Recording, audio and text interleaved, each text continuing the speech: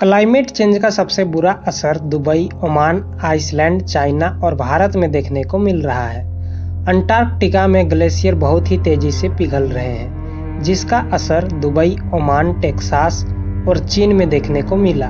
हालांकि अब कोई यकीन से नहीं कह सकता है कि आप अपने घरों में सुरक्षित हैं। Asia continent, north America, south America, Antarctica और यूरोप कॉन्टिनेंट में भारी तबाही देखने को मिल रही है।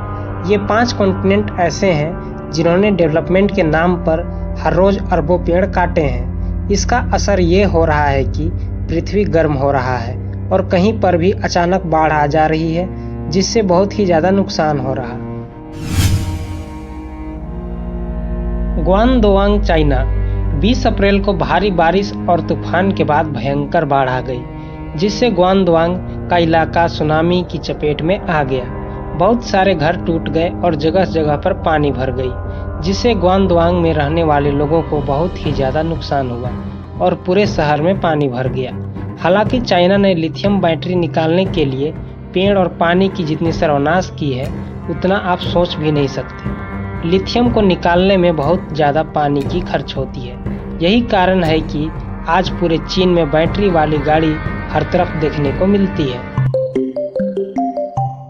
19 अप्रैल 2024 को फ्रांस में बहुत ही ज़बरदस्त तूफान देखने को मिला।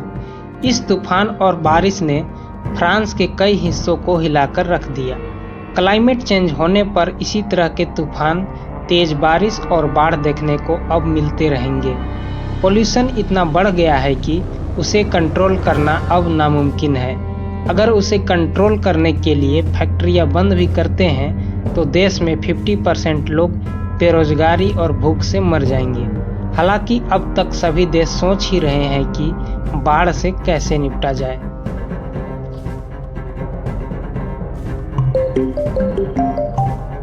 दुबई में बाढ़ और तेज तूफान की वजह से दुबई को अरबों डॉलर का नुकसान हुआ। हालांकि दुबई तुरंत अपनी हालत सुधार लिया, लेकिन इस बाढ़ से दुबई को फायदा हुआ। बंजर जमीन पर पेड़ पौधे और घास निकलने लगे। लेकिन सवाल यह है कि कोई भी देश कब तक अपने आप को बचा सकता है। साल में 10-12 बार ऐसी बाढ़, तूफान और पत्थर पानी बरसेगी, जिससे बचना काफ़ी मुश्किल है। एक बार में बाढ़ अरबों डॉलर का नुकसान करती है, जिसका जवाब ढूंढने में पूरी दुनिया लगी हुई है कि पोल्यूशन को कैसे कम किया जाए। इस समय आधा बांग्लादेश पानी में डूब चुका है। लोगों के पास रहने के लिए जमीन नहीं है। लोग बोट में रहकर जिंदगी गुजार रहे हैं। पूरा इलाका ही पानी में डूब चुका है।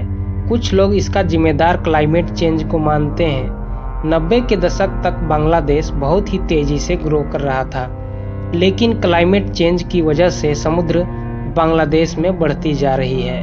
अनुमान से ज़्यादा समुद्र फैल रहा है। इस चीज़ से कैसे निपटा जाए, इस पर रिसर्च जारी है। बांग्लादेश में समुद्र का स्तर बढ़ने से गर्मी भी काफ़ी बढ़ गई है। शायद जब तक जवाब मिले तब तक आधा बांग्लादेश खत्म हो चुका होगा। वैसे रिसर्च डेटा और मीडिया रिपोर्ट को देखें तो अंटार्कटिका का ग्लेशियर पिघल रहा है, लेकिन अंटार्कटिका में रहने वाले लोगों का कहना है कि यह सब झूठ और फर्जी रिपोर्ट है।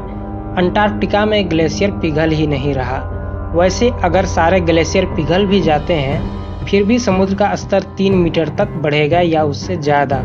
लेकिन उससे पहले इसका समाधान निकाल लिया जाएगा, क्योंकि सबसे रिस्क में जापान है और जापान समस्या से निपटने में आगे है।